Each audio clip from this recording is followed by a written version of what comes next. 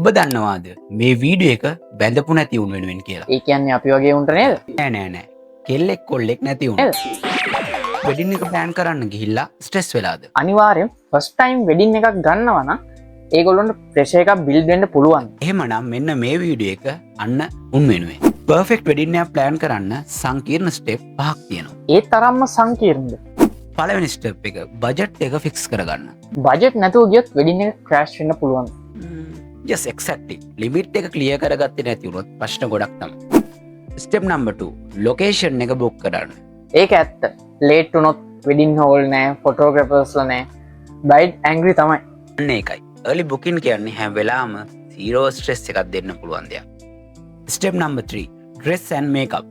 Look එක set නැත්තම් සාමාන්‍ය බ්‍රයිඩ් හැපි නෑ නේද? සැලෝන් එක early decide කරගන්න. මොකද most important දෙයක් තමයි සැලෝන් එක කියන්නේ. ස්ටෙප් නම්බර් 4 ෆොටෝග්‍රැෆර්ව චූස් කරන්න. ෆොටෝ සෙට් නැති වුණොත් ඒගොල්ලොන්ගේ ජීවිත කාලෙට මෙමරිස් ටික නැති වෙන්න පුළුවන්. මූමන්ට් කැප්චර් කරන්නේ ලයිෆ් ටයිම් එකටම. ඉතින් රෙකමන්ඩඩ් ෆොටෝග්‍රැෆර් කෙනෙක් හරි ටීම් එකක් කරන්න නැත්නම් ඔයාට ඒක ලොකු ප්‍රශ්නයක් වෙන්න පුළුවන්.